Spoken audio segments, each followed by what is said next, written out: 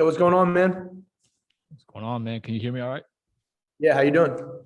I'm doing well. How are you? Doing well, doing well. What you got going on today? Not much. I actually don't have class on Mondays, so our season ended Saturday, so I just been catching up on some sleep. Yeah, I no, like, I saw that. yeah, I like never sleep in, but I've been so tired because of the season. So, Yeah, bro. Got to give your body a little time to recover, right? for sure, for sure. Where you at right now? Uh, the campus center for a school that I'm coaching at right now. Got you. That's How what's was up. your how was your last game? How a little bittersweet? Yeah, it went well. We lost unfortunately, but it was a nice day.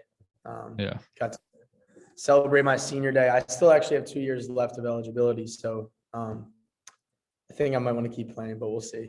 Yeah, I just voted on your poll. I said I say fuck it. Oh, you Go said play. yes. If you have the eligibility, why not, right? Right, right. Yeah, I mean, it's work. I mean, I gotta see how like the money works out and everything. Yeah, of course. So I'm gonna take a couple weeks to reflect and then explore my options. So we'll see. Yeah. Obviously you have a solid opportunity to continue to build Decoup B-ball. So Yeah, for sure. that's obviously an opportunity you might not want to turn down to, which is absolutely respectable. Right. Yeah, it's been cool. I'm not really able to train as much during my season, but it's been cool kind of to see the parallels between training and playing. Really get to help my teammates in that regard, and it's been cool to see like how it actually is to be a college basketball player. I think that part was missing for me like when I was training before because I didn't really fully understand it, but now I kind of fully understand like what college basketball players go through and stuff like that. So it's cool. Yeah. Having that reference, especially as a trainer, is huge. Yeah. um all right, bro. I mean, you ready to get right into it then? I Yeah, apologize. for I sure. didn't No, I you're didn't good, have bro. time to send you any questions. They're not anything crazy. I like it better this way because it helps me get better at like just kind of freelancing. Thinking on the fly, kind of coming up with, yeah. Who said Danny Cooper on your poll, if you don't mind? Do you, Um his name was like Matt Ling, I think. oh, I've seen him or Matty Ying or something. Yeah. I've seen him on like a bunch of comments and stuff. Yeah. Yeah, he was, bro. What's funny is he actually, every single person that I posted on my story, he was the one Yeah. who wrote every single one of them. Oh my God. Yeah, no, I've seen him comment on like a bunch of trainers stuff like a lot. So I don't know who Yeah. he is specifically, but I mean, he that's fine. seems like a positive dude though, so No, for power to sure. him. Yeah, for sure. But all right, I mean, let's get started with the basics. You want to give a little background on yourself? Just tell people where you're coming from, who you are, what you're about. Yeah, so my name's Danny Cooper. Right now, I am a senior at Moravian University, where I play point guard. It was actually my first college basketball season this year because I transferred from Penn State. I also have a basketball training company called Danny Cooper Basketball, where I train youth to pros, and I, hold that mainly in the summers because it's hard to do it during school. My season just finished up, and now I'm kind of in the crossroads of do I keep playing in my grad years because I'm fortunate enough to have 2 more years of eligibility, or do I kind of go full time with my training business and see where that takes me? So, got a lot of good stuff going on. Yeah, I'm just excited to see what the future holds. So, Oh yeah, bro. Got a lot of opportunities in the future. I'm excited to see what you do. Um, do you want to, obviously you just mentioned a business. Do you want to talk a little bit about your training philosophies and how those came about? yeah, so I started training back in high school. I was always that gym rat, work as hard as I possibly can. And I just fell in love with that grind, that process. So I started to train some kids locally when I would say, a junior in high school, probably around 16. And I didn't really know what I was doing. I just knew how to work hard and knew how to, coach and try to help people. So since then, I've really developed a philosophy of, from studying all these other trainers, I try to be as detailed as possible. Recently, with the whole movement kind of going on, I've tried to make stuff as live as possible. So I really like the games-based approach and really just letting my players figure it out and just, be creative and not put them in a box. Because I think growing up, the way that I was trained, kind of was like that. You were put in a box, you were told to dribble through cones, you were told to do on air stuff. And I think that really inhibited my growth as a player until I really got older and realized that I needed to play live more. And I think that's why I'm the player today, because I realized and I made that shift. So yeah, that's kind of my philosophy, to let players, be creative, figure it out, and put them in positions where they can succeed. So Yeah, I'm all for it, man. I'm a big proponent of creativity. I just saw a quote from I think it was Kobe Bryant. It was like, creativity is just intelligence having fun. yeah, I love that quote. I'm a big games-based approach guy as well. I think that's like the missing piece in a lot of training nowadays is live play. yeah, Because I mean, we all know that that's just how you transfer. Like you said, if you're practicing on air against cones, it's like, how are you gonna? That's not gonna transfer to a game because you can't react to an actual live defender. So I'm all about that. But we were briefly talking about before I actually started like the podcast. You have a different perspective as a player, like as playing at a college level, and now as a trainer, you have different perspectives. You want to talk about that a little bit and how that's changed your philosophies at all? yeah. I think it's showed me what is really important to work on. And I think as trainers, you might not, you might study the game and you might obviously know a lot about the game, but being a player has helped me kind of narrow down the most important skills, in my opinion. So as a player, I mean, attacking closeouts is so important and so vital. So literally when I go back to training, a lot of my drills are just gonna be different concepts and attacking closeouts, because if you can effectively attack a closeout at the college level, it's gonna be really hard to be an effective scorer. And one of the main things that I've seen is players really struggle with that footwork on the catch. So you've Travels probably all the seen time, this. right? Yeah, it's like the most commonly called travel. And it kills me when my teammates do it, because I know obviously how to do the footwork, because I'm a trainer and I've really worked on that footwork, but so many players struggle with that footwork. So I think that's the main thing that really needs to be worked on, just off the catch. I think another thing is defense, man. I mean, I really struggled with defense. This is my first year of college basketball. So the first, I'd say, month or two, I really struggled. And me being the senior captain and leader, like, I had to be a good defender. So my coach and I really kind of honed in on that. And thankfully I improved and became a really good defender by the end of the year. So I think defensive concepts, attacking closeouts, and, just really, really those little things that you wouldn't think about. Whereas trainers, I think sometimes we focus on all of the skills and the ball handling and stuff like that. But I think to be really effective, you got to get good at those most important things. So For sure. And to your point about like watching film and studying, you can do all that, but if you can't conceptualize or like feel the movement, you know what I mean? Like you said, attacking a closeout.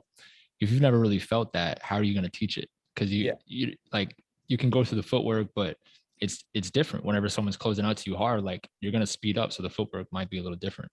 And I, just to continue off of that, you post a lot of film, how you break down film and then convert that into training style or like a training session.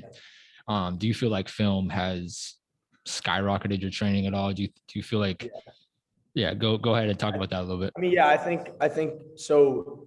Just a little background, not to get into it. When I went to Penn State my first 2 years, I wasn't playing college basketball. So I was playing club and trying to walk on to the D1 Penn State team.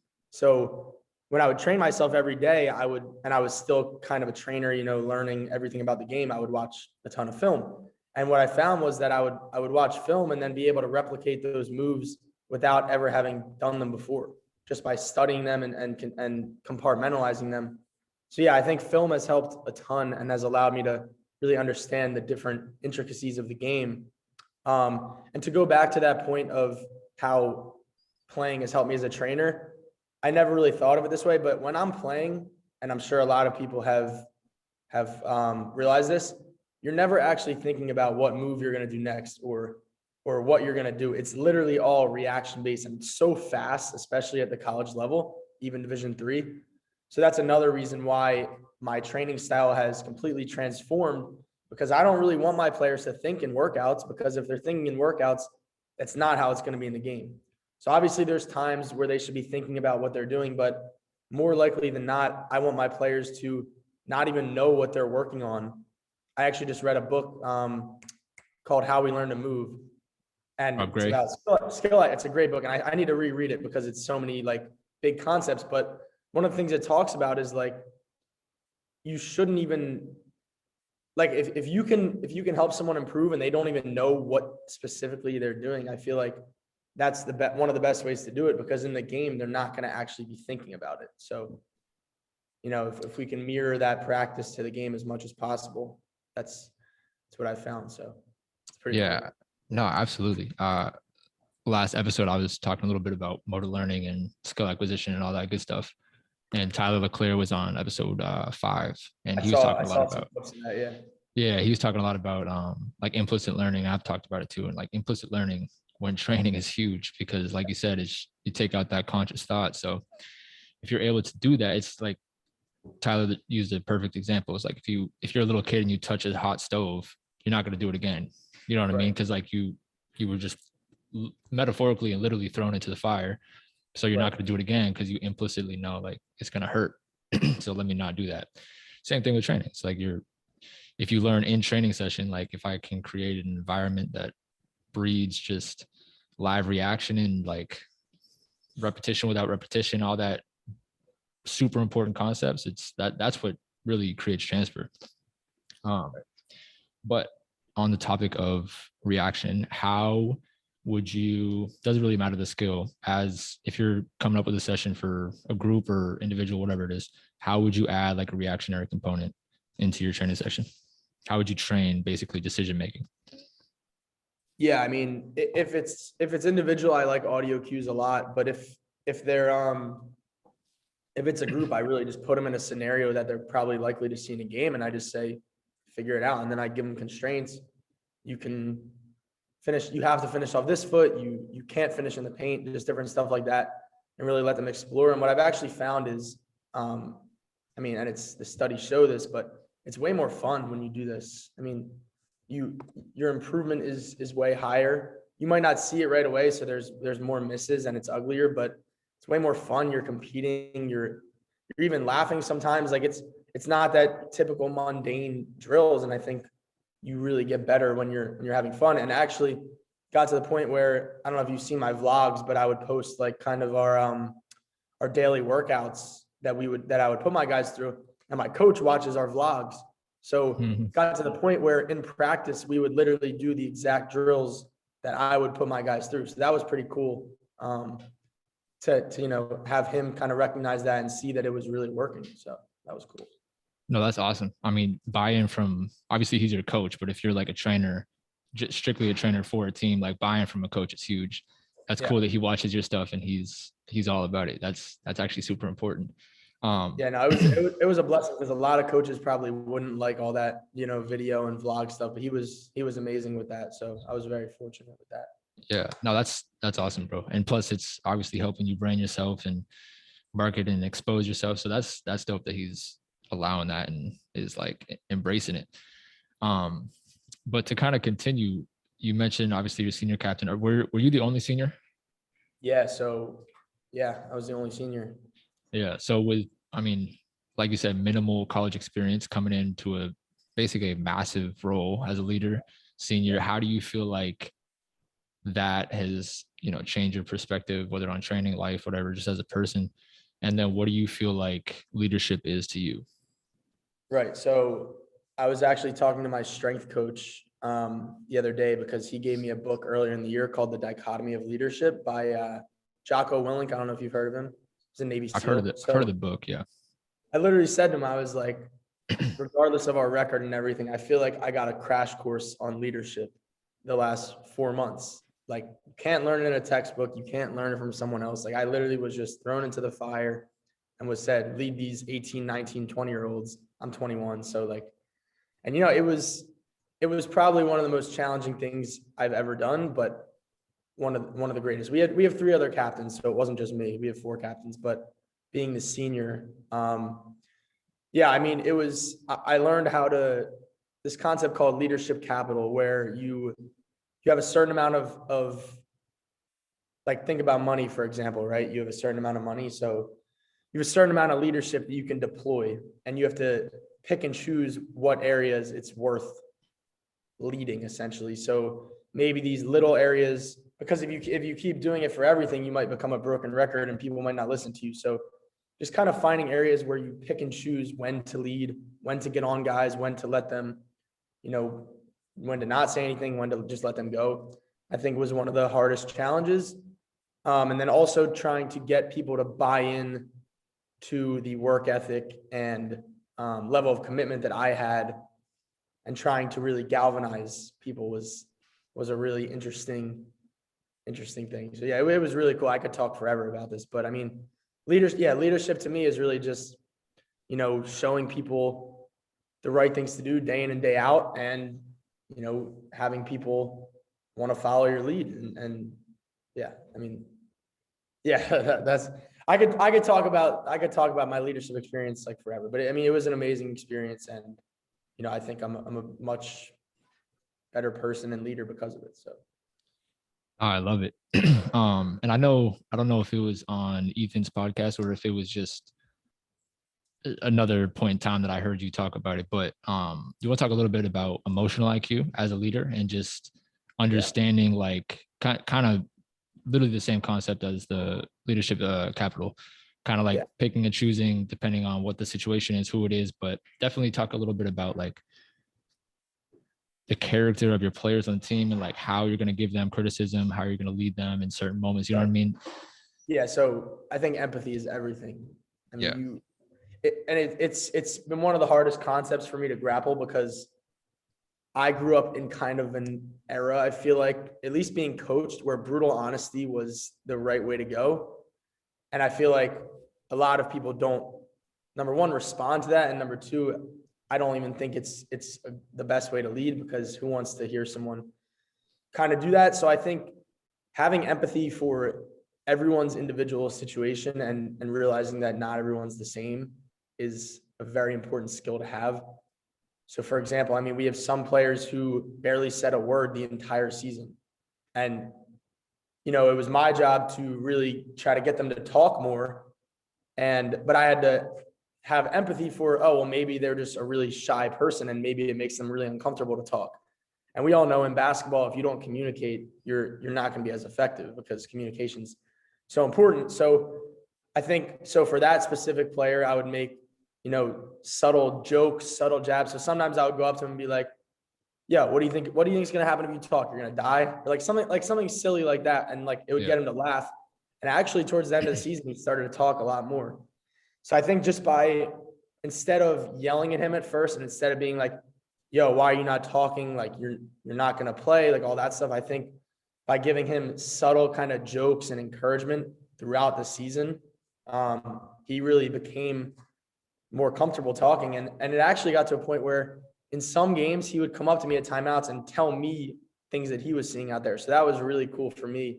And then other guys who were more outspoken, I think, having the empathy to see where they're coming from, and not saying I'm the captain, I'm the leader, everything I say is right. So yeah, I think it was really cool. It was really cool. And I'm still obviously working on those traits, but I would say empathy is the most important.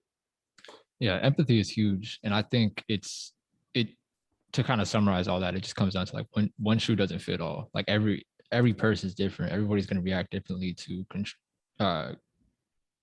criticism or whatever. If it's destructive, constructive, like some people like getting yelled at, screamed at, because that's how they react to it. You know what I mean? Like that's how they like it. I kind of like when I tell my coach, I'm like, I like when you get on me. Like, I don't care. Yeah. That's just how I respond, but other people don't. So yeah, like you said, we're just all a product of our environment and how we grew up. You grew up with coaches who are a little bit harder, and some people, if they're like you said, you're dealing with 18, 19-year-olds, so maybe they had a different experience. So, but yeah, empathy and emotional IQ is huge. Understanding your personnel, understanding your guys, girls, whoever it is, especially as a trainer, it's like, how am I gonna help the person that I'm working with like optimize their results? You know what I mean? Right. And And a I lot think of it's times, go ahead. I mean, and a lot of times you only get one or two sessions a week with that player. So they could be having a bad day or something going on in their lives personally. So I think it's really important to understand that and be, ask questions, because if you push them really hard in that session, but they're really struggling at home, like one, they might not be there mentally. And two, it just sometimes it's better to just talk it out. Because I mean, what I've learned is like, you could have all the skills in the world, but mentally, if you're not there, you're gonna really have a hard time performing. So Absolutely. I mean, while we're on that topic, are there any ways that you help train confidence or like a stable mentality, or is that kind of just all embedded in like a games-based approach for you? how I train players, or how I do it myself, or both? Yeah, why not both? How would you train yourself mentally to just be a little bit more confident, a little bit stronger mentally, and then how would you do that Yeah. with like say maybe like a younger athlete who's like Right. So very malleable? right. So I'll start with me. In the beginning of the season, I really put so much pressure on myself and would get so mentally fixated on like how many points I would score, or if I didn't play well, what would happen. But then I literally just switched my mindset probably 5 games in, and I switched it to, I'm just grateful to play. I already won. What happens in the game doesn't matter. And that worked for me. And since I kind of made that shift, I played so much better and was just way more relaxed. Um, to help a younger player, I would say just, you know, I definitely think working like putting in the work really, really adds confidence. I mean, as we all know. So I mean, number one, making sure that they're putting in the work, putting in the extra time, but then to actually help them boost their confidence, really show them that, let them struggle, but let them overcome that struggle and let them see small wins, I think is really important. Because if you see a bunch of losses in a row with no wins, it sometimes gets hard. But I think putting them in areas where they struggle, but then also guiding them to succeed and then overcome them can really help confidence. So yeah. Absolutely. I like that a lot. To kind of backtrack, you were talking about, as a leader, being the only senior on the team, gaining pretty much all your teammates' respect. I'm interested just to see how your experience was like being a a young captain, young senior, young guy with, a pretty successful business already, trained some pretty big name guys already, interned under some pretty big name guys. Was it difficult to gain respect, or was it kind of this linear process? There was some ebbs and flows, gaining the respect from people like your age? You know what I mean? Like sometimes that's a hard thing to do with your friends, your teammates. Yeah. So I think there's a couple parts to that. I think I immediately gained respect because of my work ethic and because of my, yeah, I mean, I was always like I was always in the gym every day. I was always trying to get other guys in the gym. So I think from that regard, like the work aspect, I gained respect. From the standpoint of listening to me and hearing my voice, that's a whole nother topic. I think I just had to, again, prove it with my actions, and then prove that what I was saying was the right thing to do. And it's really hard because a lot of times the coach will say stuff and people might not want to listen, even if it's the right thing to do. So I think, I don't know, that's an interesting question.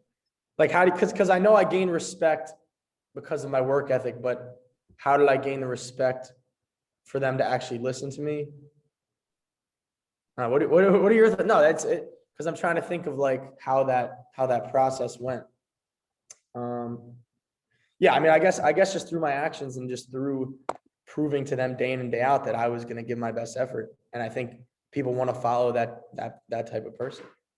So Yeah, for sure. I don't think there's anything wrong with it. It's funny. yeah, The school that I'm coaching at right now, there's 4 guys that I played with, so they're all my age as well. So it's like I'm technically their coach now, but like I was their teammate. So it's interesting because it's like, I think for guys like us too, who utilize like social media and like kind of document, especially for you, you're vlogging and like you're documenting your entire process, like what you do on a daily basis as a trainer, as a college athlete. So it's cool for like people to visually see it.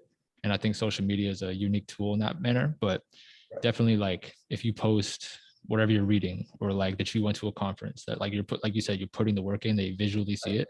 I feel like it definitely makes it a lot easier for them to like trust you as their captain, as the guy who's leading workouts.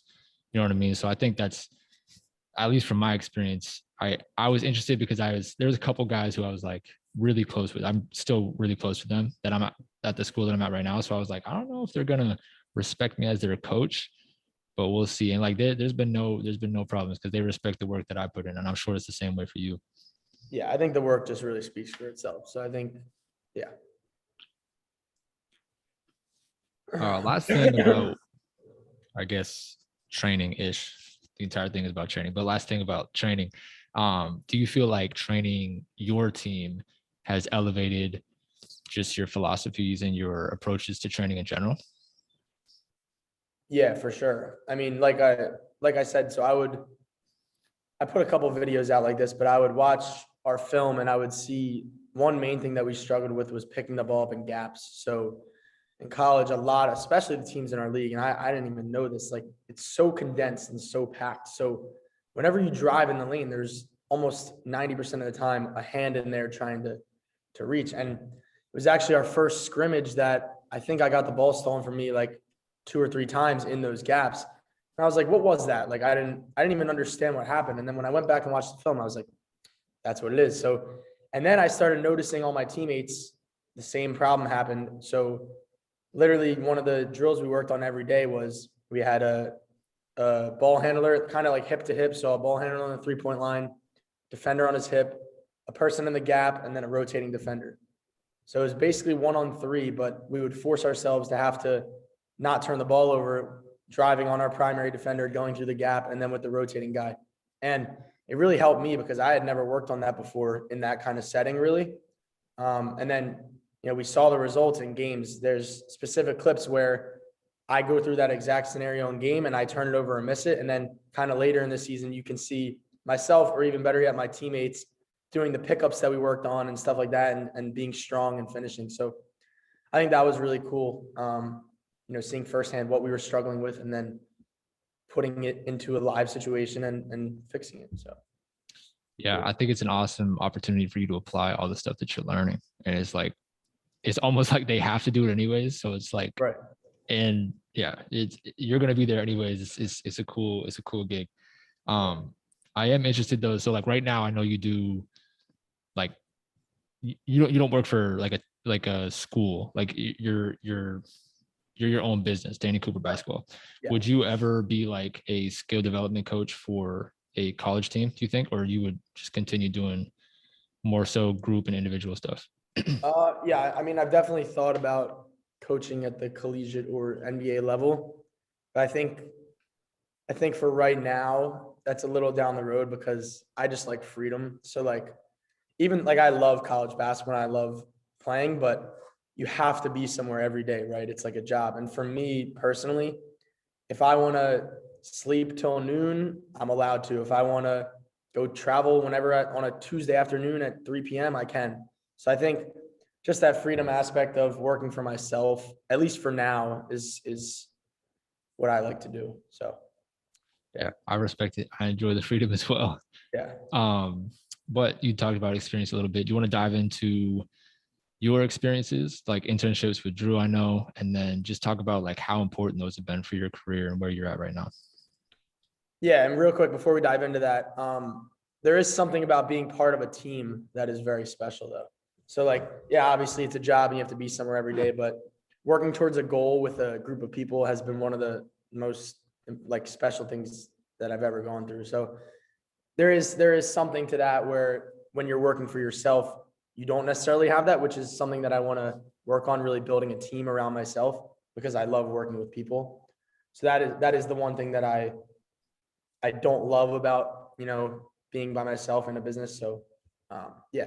So to your question, yeah, I've had a lot of great experiences. I got to intern for Drew.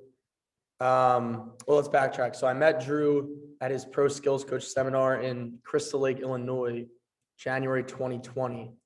And that was like a 2 to 3 day retreat where he kind of taught you everything from skills to business to networking to relationships, really everything. And I was 19 at the time. And I always tell people those 2 days changed my life.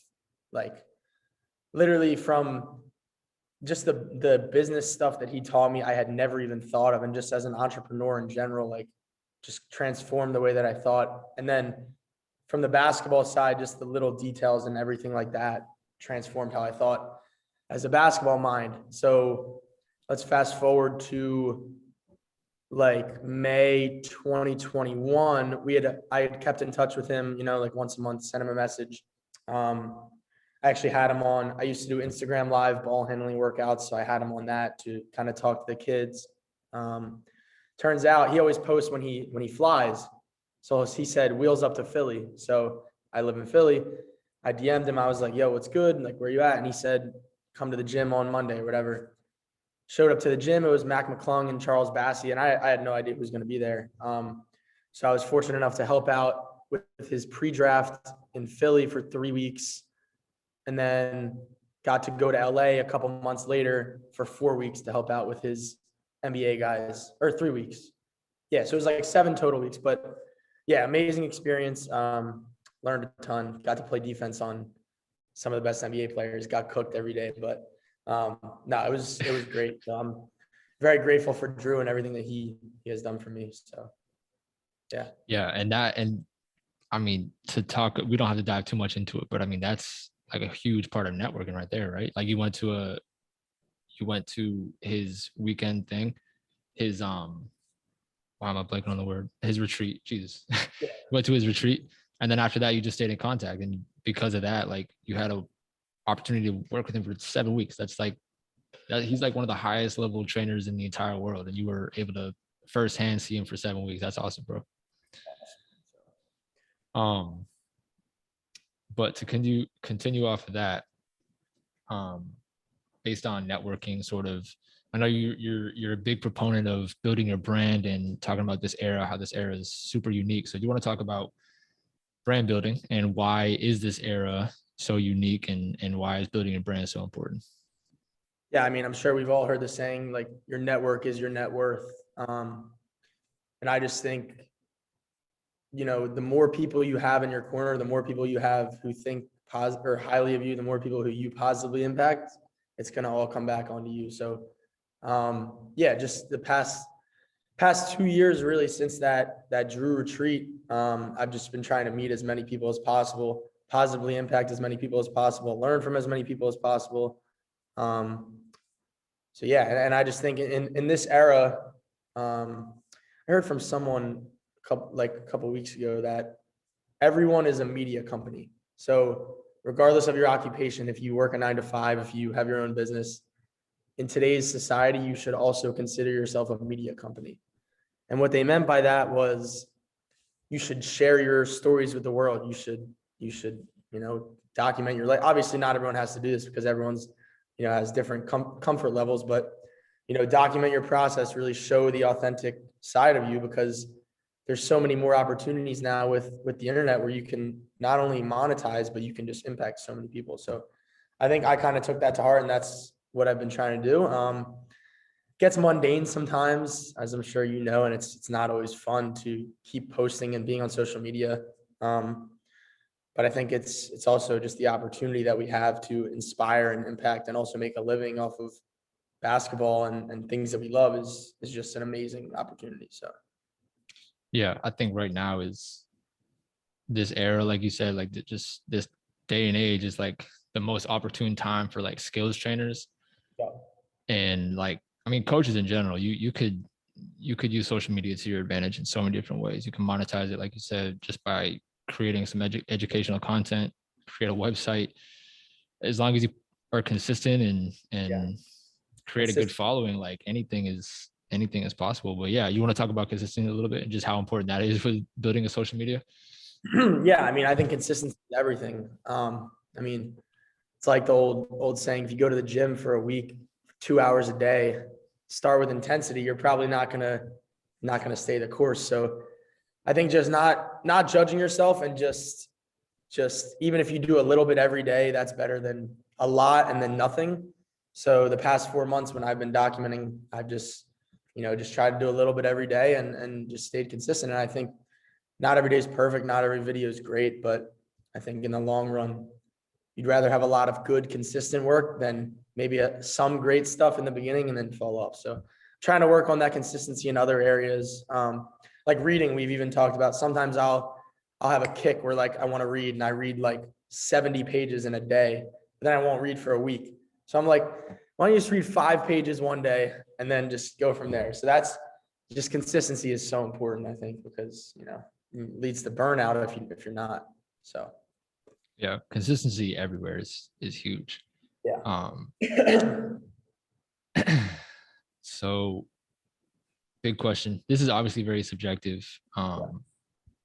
But I think there are some problems in the field anyways. But my question for you is, what do you feel like the biggest issue in the training world is right now?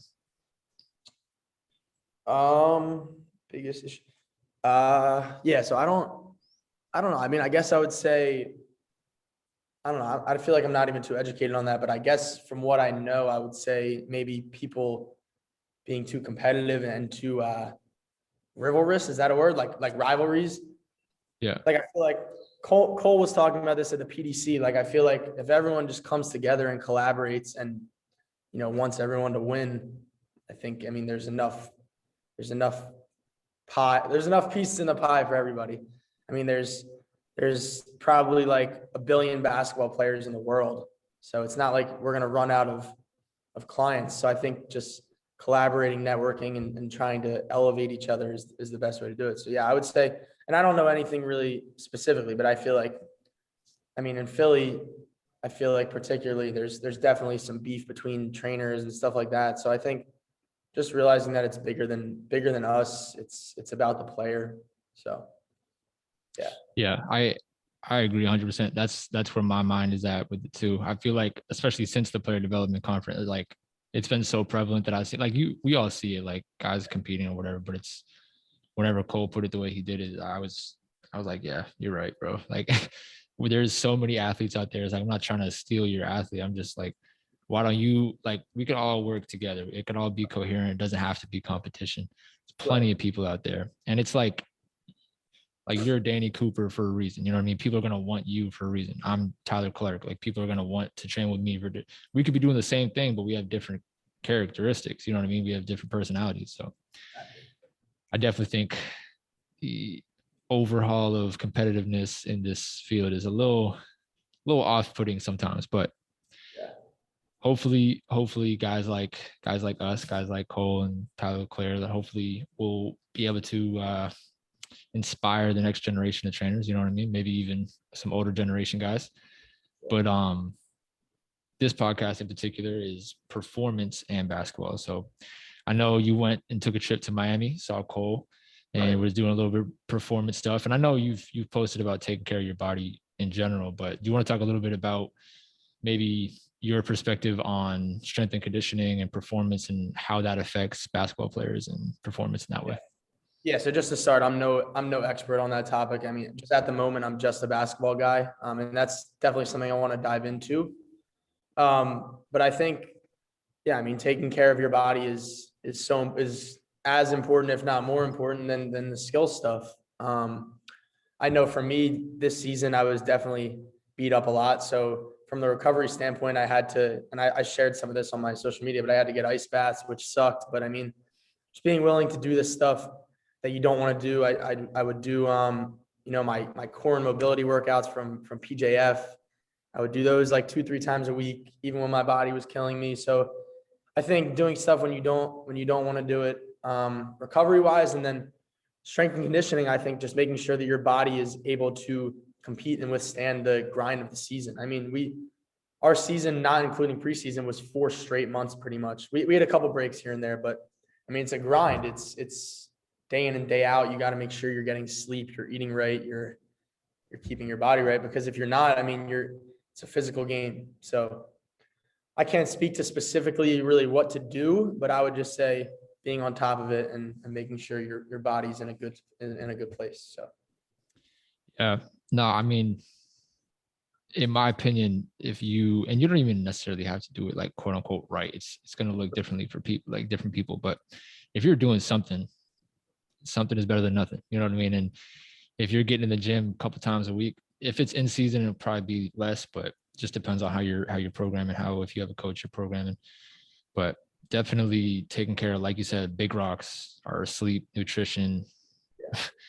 Like without those two is, Sleep and nutrition are two areas I definitely need to improve on. But and we all do is yeah, no, I it's mean nutrition's the hardest part for me because like I feel like when I eat healthy, I'm just hungry all the time. yeah. So like I don't know, but I mean now that we're in the off season, I'll probably have to eat a little healthier. But Yeah.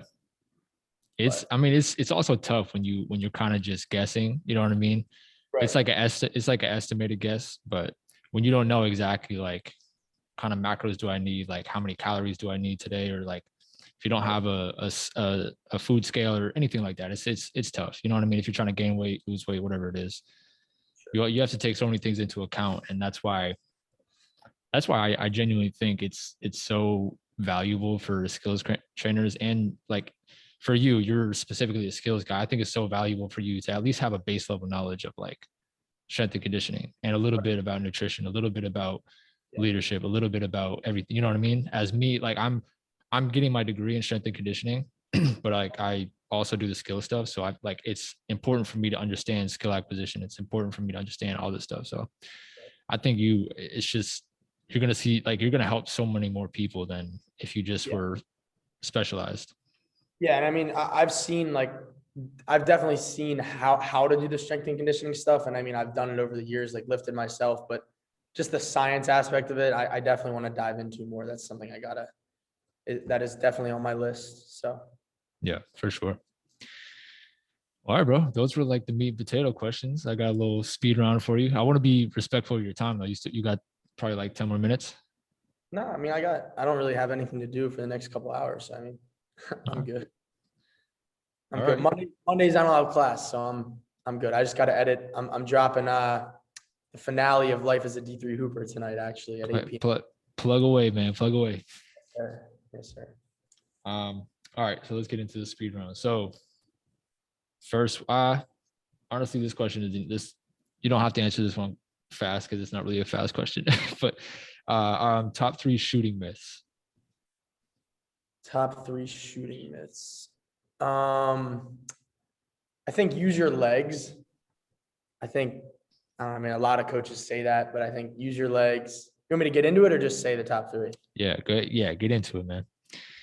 No, I mean, and actually teaching shooting is one of the things I really need to get better at as a trainer. And that's one of the hardest skills for me to teach because it is so different. I feel like a lot of people teach the same form, like for everybody, but it is so different. So like for me, I do the thumb flick sometimes, but it works. I mean, I shot 46% from 3 this year in 25 games. So like for me, it's like as a teacher, you're taught not to teach the thumb flick, right? Because you shouldn't, but if it works for me. So I don't know if that's a myth, but I guess that there's not one size fits all. So that could be a myth. Using your legs, I feel like a lot of it's not so much your legs, it's more how the ball flows up your body and kind of the energy that you produce. And then,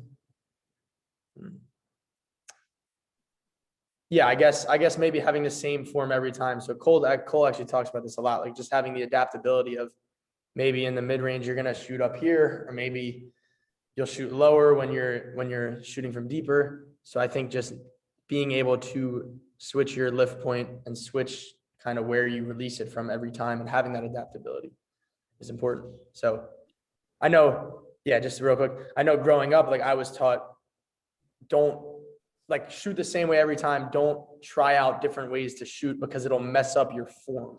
I distinctly remember like that's what I was taught. But I think knowing how to shoot in different ways can actually be very valuable. So Yeah, super valuable. And to your point about the thumb, like I use my thumb too. Like guys like Steph Curry use their thumb. I'm pretty sure yeah, Kyrie Irving does. So it's like it's hard to it's hard to go against guys like that. You know what I mean? right, And it is very subjective. It's very relative to who it is. And I think another big one is like keep like your elbow has to be tucked in. right, I don't think that's true at all. I mean also Paul Favorites just posted a video on it. He's like naturally the shoulder like you're naturally in this position already. yeah, Like it'll then line up whenever you follow right, through. And like everybody's anthropometrics and like the way their body is built is different. So it's like for you to push them into this position, it's like maybe that fucking sucks for them. Like maybe that hurts them. I don't know. Yeah. All right. Big question, man. Start, bench, or trade. So Oh, we're not cutting anybody, but we're starting, bench, and trading. So we got Steph Curry, we got Chris Paul, and we got Steve Nash. Got to start, bench, cut, or Start trade. Curry, My fault. start Curry, bench CP, trade Steve Nash. Yeah, I feel like I don't know. I just feel like yeah, I don't I don't think I have much to say. I mean, Steph, greatest point guard ever in my opinion. Agreed. And then I don't know. I just love CP's game, so I couldn't trade him. So Nash obviously great also, but Yeah. I'm not mad at it. I think I would probably go the same there. Did also you not go ahead. I mean, Nash was a great leader also, but I just think it says something where everywhere CP goes, the team elevates. So I just think having that as an asset is very valuable. For sure. Did you watch the All-Star game last night? Yeah, he broke his thumb, right? So He broke his thumb, yeah, but I was saying Steph went nuts. oh yeah, Steph went crazy. I was screaming. Yeah, I think he had 16 threes. I was so mad he didn't get the record. know, He was it like 3 points shy. was crazy. Yeah. All right. You want to talk about the coolest moment in your career thus far? Yeah, I'll give one from my playing days and one from my training days. So I think coolest moment from my playing days was probably my first game this season when I hit my first shot. I think it was, I don't remember the exact number. I think it was 44 months from my last senior game, my last game in high school until my first college game. Wow. I think that was just, and I played club at Penn State, but not like official basketball, right? So I think that moment for me over like 1,000 days of not playing official basketball and then scoring my first shot in that game was, yeah, it was emotional. It was amazing. So that was great. And then I would say for my training career, I mean, definitely interning for Drew and learning from, getting to guard all those NBA guys were really cool. I think, so I actually got to train Marcus Morris one time, and that was my first time actually me training an NBA player. And it happened by chance, but I think that was really cool. And looking back on it, I'm thankfully a way better trainer now than I was. I think it was around like 14 months ago. But yeah, that was really cool. I was like, wow, like I can do this. I mean, this is, it doesn't matter how old you are. It doesn't matter, just keep working hard, keep learning. The expertise will take care of it. So that was really cool. Hell yeah. I saw that on your Instagram a little while ago. That must have been so cool to work out a guy of that caliber, especially like on your own. It wasn't like through Drew or anything. It was just on your own. That's dope. And I don't train him. Like I only trained him one time. So like I'm not, but it was really cool. So yeah, for sure. Just to get that opportunity is awesome. So I think I asked Tyler this. I think I'm gonna have to make it a regular question. Do you think you could beat me one-on-one? Beat you? Yeah. I mean, I'm gonna say yeah. Oh yeah, I did see that video and Ty was like, yeah, right away. Yeah. I could beat you one-on-one. I've never seen you play, but I mean, I got some skills. So yeah, I think I'm gonna have to try to I'm not gonna be able to beat every single person. 5'11". I'm like 5'11", 6 feet. How many dribbles we get? We'll go three. Three dribbles. Okay, I like my chances. Okay. Are you going to the player development conference in LA? Thinking about it. I'm actually going to Miami in a couple days for a couple different things, but I'm definitely gonna link up with Cole there. So I'm gonna talk to him about that. But I'm definitely thinking about it. I haven't finalized it yet. Are you? Yeah, I'm definitely going. I'm just booking like my flights and hotels now. Yeah, I just gotta work out some logistics, but I'm definitely thinking about it. So yeah, I was gonna say maybe we could put together a little 1v1. that would be fire. 1v1, best of the best trainers. Yeah, and I was gonna say I want to like create like a little series of like every single podcast I'm on. I gotta like ask them if they go beat me 1-on-1 and then actually show the game. Yeah, No, that would be that would actually be a fire like YouTube series, like trainer 1-on-1. That would be fire. Maybe I'll do that. yeah. It would just be an issue of like now I have to travel to see everybody if they're out of state. No, but all right, I respect it. I respect the answer. I wouldn't expect you to say that you would lose to me, so I gotta respect it. But all right, second to last question. What is the biggest piece of advice for yourself 5 years ago?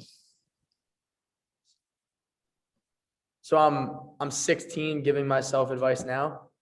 So what would you give your 16-year-old self? Like what Oh, kind of advice would you give him now?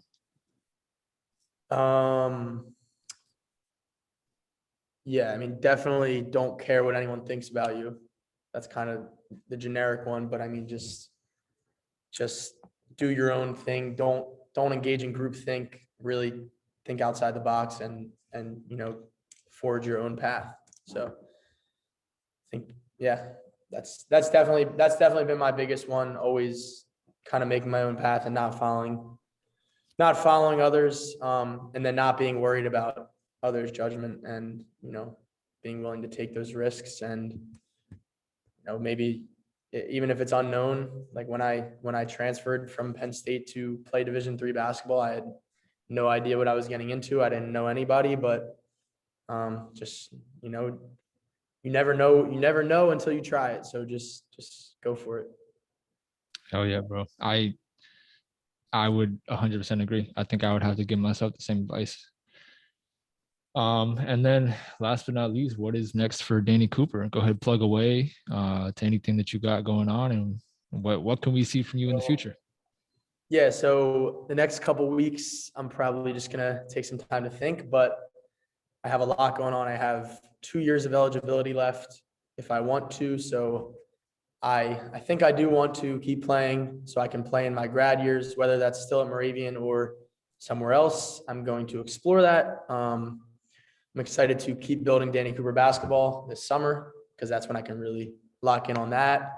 And then also just continuing my vlogs and documenting my life because I really enjoyed that. So even after the finale, like I said tonight, yeah, just keep documenting and keep inspiring and sharing my life with the world. So I guess I'll plug where you can find me. YouTube, you can find me Danny Cooper basketball. Like I said, I've been doing a mini vlog series called Life as a D3 Hooper, where I've just shown behind the scenes of my day-to-day life, and stuff like that. You can find me on Instagram at dcoopbball and TikTok at dcoopbball, kind of where I share a little more, drills, stuff like that. And yeah, hopefully coming out with an online program soon. But yeah, that's about it.